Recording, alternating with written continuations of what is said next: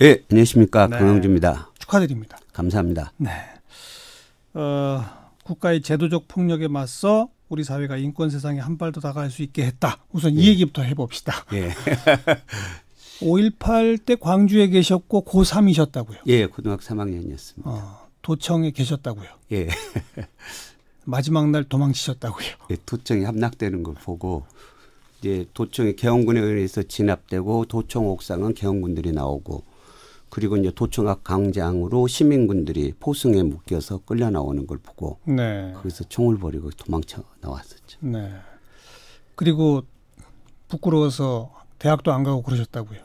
그렇지. 1년 절에가 있고 뭐 그러다 그땐 누구나 80년 5.18을 겪은 사람들은 그 살아남은 자의 부끄러움, 네. 죄스러움 그렇게 다 힘들게 살았죠. 그리고 이제 설득돼서 부모님들이나 이렇게 전남대 의대에 가신 게 1982년. 82년. 그러다가 간첩단 사건에 어떻게 됐어요? 제가 82년에 대학에 들어가서 저는 광주 학살을 겪은 사람이잖아요. 예. 당연히 전두환에 반대하는 학생운동을 하게 됐죠. 예. 학생운동을 하는 사람 중에서 원칙적이고 과격하고 저 사람들 표현하면 극렬운동권이 된 거죠. 예.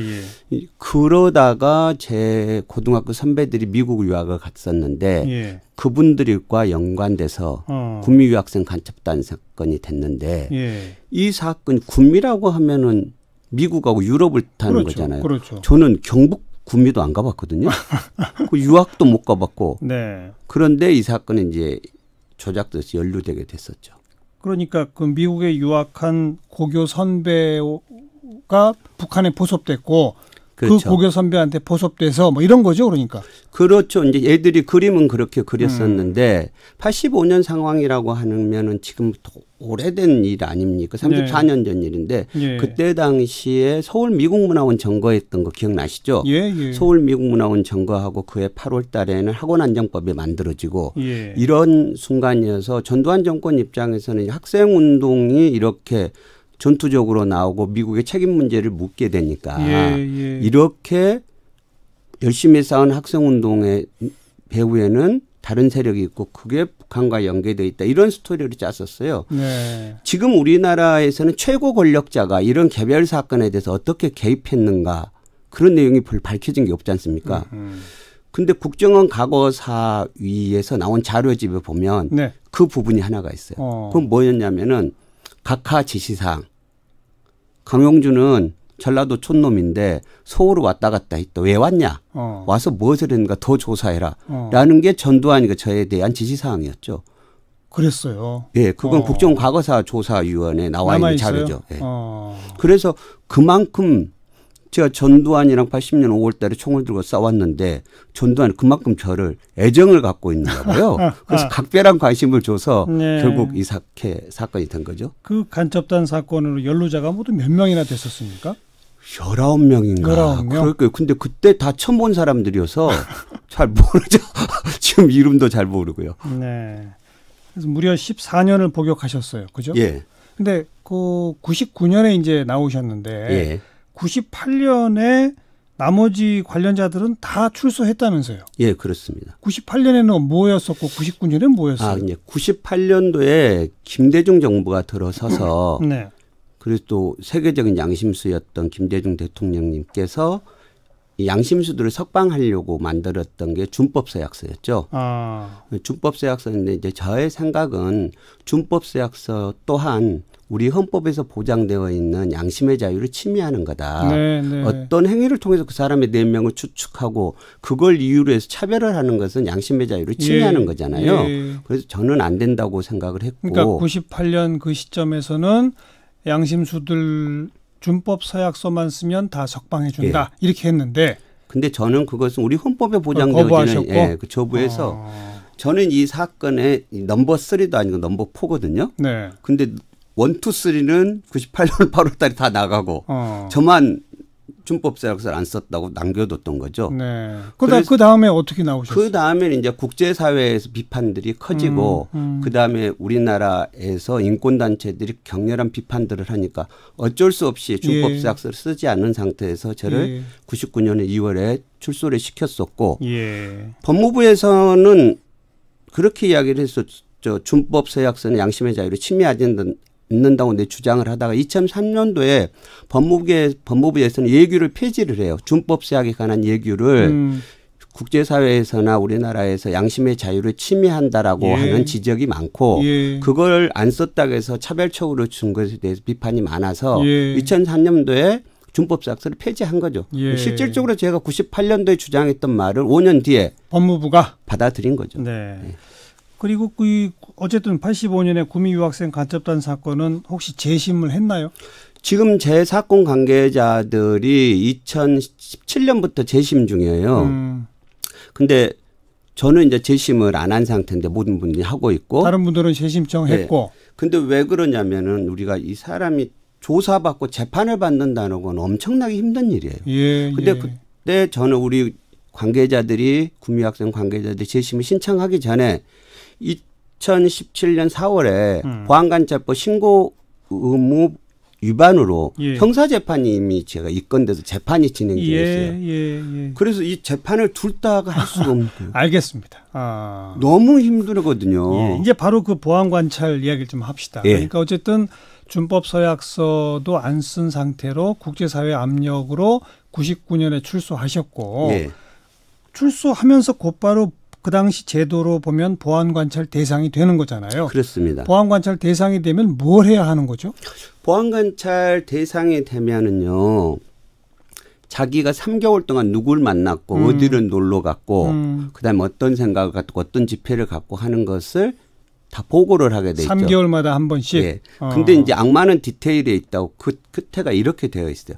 그 외에 관할 경찰서장이 필요하다고 생각하는 모든 내용. 제한이 없는 거죠.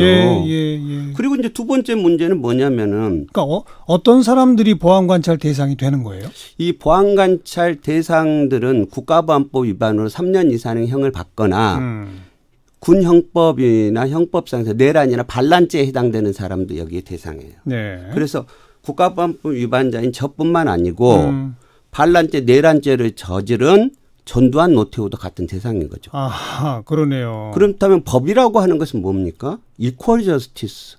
공평하게 적용돼야지 법인 거고 그렇지 않으면 폭력인 거죠. 그렇죠. 전두환, 노태우한테는 보안관찰을 하지 않으면서 수백 명의 광주 시민을 학살하고 내란을 해서 국권을 찬탈한 사람한테 안 하면서 조작당하고 억울하다라고 하는 사람에 대해서만 하는 게 전두환 씨는 이번에 자기 자서전을 통해서 12.12.5.18에 대해서 합리화를 시켰지 않습니까? 누구 재범의 우려가 있는 거예요? 이것은 법으로서 잘 존립할 가치가 없는 거죠. 보안관찰 제도 자체가 문제 있다. 그래서 3개월마다 가서 신고해야 되는 걸 일절 거부하셨죠. 그렇습니다. 왜냐하면 국제사회에서는 보안관찰법은 유엔 인권구역 시민적 정치적 권리에 관한 규약 중에서 양심의 자유나 표현의 자유를 침해하는 거다. 그 이중처벌이다라고 얘기를 하고 있습니다. 우리나라에서 국민의 기본권을 제한해야 할 때는 법률이나 법원의 판결에 의해서 가능을 한 거죠. 그런데 일반 사람들이 하는 보호관찰은 법원에서 보호관찰 몇 년 이렇게 때리는 겁니다. 그렇죠. 그리고 또는 아니면 형을 다 마치지 않고 가석방 기간 동안에 하는 거죠. 맞아요. 저는 형을 살고 사면복권이 됐어요. 그리고 그런데 법원에서 판결한 바도 없고 보호관찰 판결한 바 없고 없습니다. 2년마다 갱신을 하는 거고 죽을 때까지 계속 갱신을 하는 거 18년 동안. 검찰이 계속 갱신하는 거예요? 계속 갱신하는 것은 이것은 새로운 신분법이다. 행위의 결과도 아니고 일명 근대형법 원칙은 그런 거잖아요. 어떤 사람 네가 어떤 행위를 했으니까 거기에 결과에 따라 처벌받는 거지. 너 그럴 가능성이 있다. 우리 정관영 교수님은 너무 잘생겨서 여자들이랑 연애를 할 가능성이 있다. 이렇게 처벌받아도 할 말 없는 거죠. 그럴 가능성. 왜냐하면 저는 행위가 아니고 그럴 개연성이 있다로 처벌받았기 때문에 과장을 한다면 그런 거라는 거죠. 그래서 99년 출소 이후에 3개월마다 해야 할 의무를 계속 안 하셨잖아요. 그랬더니 어떻게 하던가요? 그랬더니 제가 99년도에 의과대학에 다시 편입을 했어요. 다시 복학을 했어요. 예과 2학년으로 복학을 해서 본과 2학년 이제 시험 공부를 하고 있을 때 2000년에. 그래서 시험 공부를 해서 아침 7시에 집에서 나오는데 갑자기 건장한 사람 2명이 저를 확 덮치는 거예요. 당신들 뭐냐? 보안관찰 신고 의무 불이행이라고 체포영장을 갖고 와서. 그래서 공부하러 가야 되는데 화순경찰서에 가서 48시간 동안 있었죠. 또 마찬가지로 2010년도에는 이명박 정권 시대죠. 그때는 저를 기소를 해서 벌금을 때렸죠. 그리고 2016년에도 마찬가지로 2016년 제가 병원에서 진료를 하고 있는데 의사가 돼서 병원에서 그렇죠. 요양병원에서 진료를 하고 있는데 경찰이 잡으러 왔어요. 그래도 물어봤죠. 왜 그러냐. 수배 중이래요. 그럼 영장 가져와라. 영장 없이 그냥 가자는 거예요. 2016년 12월 일이에요. 이 무도한 일들이 불과 몇 년 전에 벌어지고 있는 거예요. 아 근데 참 그 3개월마다 해야 할 의무를 위반하면 그때 뭘 하는 줄 알았더니 또 그것도 아니네요. 그것은 그냥 생각나면 한 번씩 하나요? 그때마다 할 수도 있고 모아서 할 수도 있고. 그래서 우리가 전문용어로 이런 건 엿장수법이라고 하는 거죠. 네. 어쨌든 그 보안관찰 처분에 대해서 이거는 문제 있다 행정소송을 하셨습니다만 그건 패소하셨어요. 그렇죠? 행정소송은 내가 2002년도에 행정소송을 첫 번째 냈었는데요. 그것도 내고 헌법소원도 냈었는데 그때 당시에 저 소송을 대리했던 분이 강금실 변호사였어요. 근데 그 1년 반 뒤에 저를 갱신 2년마다 갱신한다고 했잖아요. 그 갱신한 사람이 강금실 장관이죠. 그래서 이분들은 인권민주주의 하는데 자기가 변호사 때는 잘못했다고 하고 자기들이 장관하면은 그 자기가 밀었던 인권민주주의를 실천하는 게 아니고 거꾸로 하는 그런 일들이 벌어졌던 거죠. 그러니까 제도를 바꿔야 되는데 근본적으로 거기에 손을 아직도 못 댔던 거 아니겠습니까? 근데 어쨌든 아까 언급하신 그 형사 사건으로 재판을 받으셨잖아요. 2018년 2월에 법원이 무죄 선고했고 검찰이 항소를 포기해서 무죄가 확정됐네요. 이건 왜 또 무죄가 되는 겁니까? 이게 지금 이 보안관찰 재판에 있어서 가장 기념비적인 사건이에요. 그러니까 뭐냐면 3개월마다 한 번씩 신고를 해야 되는데 신고 의무를 불이행한 것은 누가 봐도 실정법 위반인 거잖아요. 그래서 네가 왜 실정법 위반이냐라고 해서 사정은 받을 수 있지만 무죄를 때릴 수는 없는 거죠. 그런데 저희를 맡은 재판부는 뭐라고 봤냐면은 강용주가 보안관찰 처분을 받으려면 그 처분이 적법해야 된다. 그렇죠. 근데 저에 대한 처분 내용은 첫째는 신고 의무를 안 했다든가 소환에 불응했다고 하는데 이미 대법원 판례가 이걸로는 재범이 우려가 있다고 할 수 없다라고 판례가 이미 되어 있어요. 그다음 세 번째는 보안관찰법을 폐지하라든가 국가보안법 폐지하라고 하는 것 또한 표현의 자유의 영역에 해당되는 것 때문에 이걸 이유로서 해서 재범이 있다고 할 수 없다라고 되어 있는 거예요. 네 번째 조건은 뭐였냐면은 제가 진실에 임해서 치유를 빙자해서 국가보안법 전력자들을 만났다고 하는데 제가 정혜신 씨들이나 이런 치유를 했던 진실의 임 관계자들은 재심을 통해서 무죄를 받은 사람이에요. 국가보안법으로 무죄를 받은 사람이 국가보안법 전력자다? 말이 안 되죠. 이건 말이 안 되는 거예요. 그러니까 법원이 제 손을 들어준 거죠. 강용주가 신고 의무를 불이행한 것은 잘못됐지만 그 전 단계인 보안관찰 처분 자체가 잘못됐기 때문에 강용주를 처벌할 수 없다라고 하는 기념비적인 판결을 내려줬던 그리고 거죠. 거기에 어떻게 할 수 없으니 검찰도 항소를 포기하고. 하려고 했는데 그러고 나서 이제 내가 강용주다라고 많은 사람들이 해시태그 운동을 하고 그리고 우리나라에서 가장 유력한 단체들인 참여연대나 민변이나 민주화운동 기념사업회나 기독교 NCC 인권위원회에서 이건 하면 안 된다라고 사회적 압력들이 커졌죠. 그래서 이분들이 항소를 안 한 거고 검찰의 입장은 명확하게 얘기를 했었어요. 이건 법 적용이 잘못되기 때문에 무조건 항소한다. 그런데 압력에 굴복한 거군요. 그렇죠. 사회적 압력에 의해서 그때까지만 해도 촛불 들어서 바꾼 민주정부 효과가 있었죠. 그나저나 지금 2019년 6월 현재 보안관찰 제도는 바뀌었습니까? 안 바뀌었습니까? 안 바뀌었어요. 이거 바꾸려면 어떻게 해야 돼요? 법을 개정해야 돼요? 뭘 해야 돼요? 아닙니다. 저는 법을 개정한 게 맞지만 법이라고 하는 결정을 하려면 국회에 다수 의석을 차지해야 되는 거잖아요. 그렇죠. 아니 열린우리당이 다수 의석을 차지했어도 국가보안법 개정을 못했지 않습니까? 못했죠. 그때 가장 사람들이 얘기했던 건 그거였죠. 국가보안법을 폐지를 못하면 우선 7조라도 없애자. 찬양고무죄? 예. 예. 그랬는데 아니고 전면 폐지라고 해서 못했던 거 아닙니까?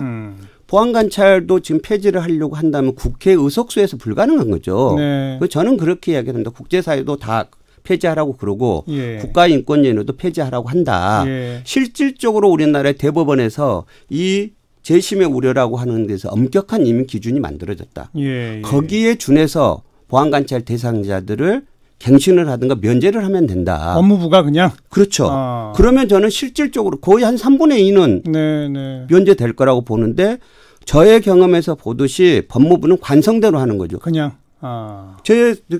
저에 나온 형사가 그렇게 얘기를 했어요. 보안관찰 심의위원회는 형사가 올려놓은 걸 그대로 베끼는데 예. 그 사람한테 물었죠. 이건 왜 이렇게 썼냐. 전임자가 썼던 것은 나 그대로 썼다. 알겠습니다. 우리 강용주 이사의 눈에서 보면 김대중, 노무현, 이명박, 박근혜, 문재인 정부가 별로 다르지 않네요. 꼭 그렇게 말하면 안 되죠. 저는 김대중 대통령이나 노무현 대통령 이 민주정부 10년 동안에 우리 사회 인권과 민주주의의 기틀을 닦아왔다. 그렇지만 아직 허약해서 이명박근혜 10년 동안 많이 훼손되고 왜곡됐지 않습니까? 예. 그래서 이제 촛불을 들어서 지금 만들어진 문재인 정부에서는 그 민주주의를 더 튼튼하게 만들어야 되는데 그렇지 않은 측면이 있어요. 예를 든다면은 이른바 시효, 배상의 시효 문제에 관해서 사법농단의 문제였는데 헌법재판소에서 배상의 시효 문제를 거는 건 잘못된 한정합헌이 나서 올 4월에 박동원 선생님 진도간첩단이 배상에 승소를 했어요. 근데 문재인 정부 법무부에서는 과거청산에 패스트트랙을 하겠다. 해놓고 이번에 대법원에 항소를 했어요. 그럼 배상 28년 걸려서 무죄를 받았는데 다시 또 10년을 해야 된다고 하는. 그러니까요. 별로 다르지 않잖아요. 그렇지만 우리가 이런 얘기를 하면 부끄러워하지는 한다는 거죠. 부끄러워만 해서 됩니까? 책임을 지고 해결을 해야죠. 제도를 바꾸고요. 그러니까 교수님이 열심히 시사 프로에서 해서 국회의원도 많이 나오잖아요. 박종철 인권상을 우리 강용주 이사한테 준 게 정부 정신 차리라고 준 것 같습니다. 아마도 그런 것 같습니다.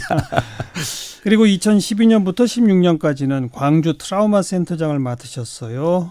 국가폭력 피해자들을 위한 이 치유 과정을 함께 쭉 하신 거 아니겠습니까? 또 사실 따지고 보면 지금 이사를 맡고 계신 진실의 힘도 다 그런 활동 연장선상이고요. 이 모든 공로들이 인정돼서 박종철 인권상을 투상하셨는데 너무 늦게 드린 것 같아요. 상을 더 일찍 드렸어야 되는데. 아니죠. 이 박종철 인권상을 받으신 분들이 7회는 우리 한진 타워 크레이온 김진숙 동지고 그리고 밀양 송전 답사문화 어르신들이고 다 농민 박영기 씨고 다 이런 분들이 받으셨어요. 그래서 우리 사회 정말 국가폭력과 싸우고 인권을 실질적으로 하던 분들이 받아서 그분들의 자리에 제가 있는 과분하죠. 그래도 어쨌든 간첩으로 조작돼서 무려 14년 복역하셨고 그리고 석방된 후에 무려 20년을 지금 보안관찰 제도 자체와 온몸으로 인생을 걸고 싸우고 계셨던 거 아니겠습니까? 인생까지 걸 건 아니고요. 싸울 만해서 제가 1999년도에 보안관찰 처음 될 때 이 민주화된 1987년에 민주화된 시대에 이걸 20년을 싸워야 된다는 저는 상상도 못했어요.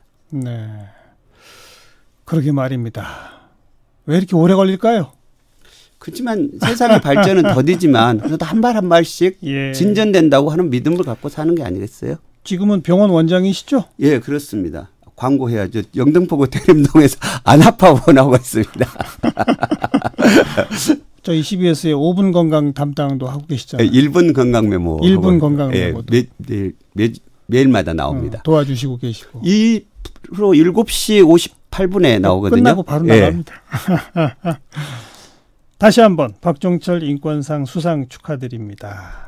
진실의 힘의 강용주 이사 고맙습니다. 고맙습니다. 불러주셔서 감사합니다.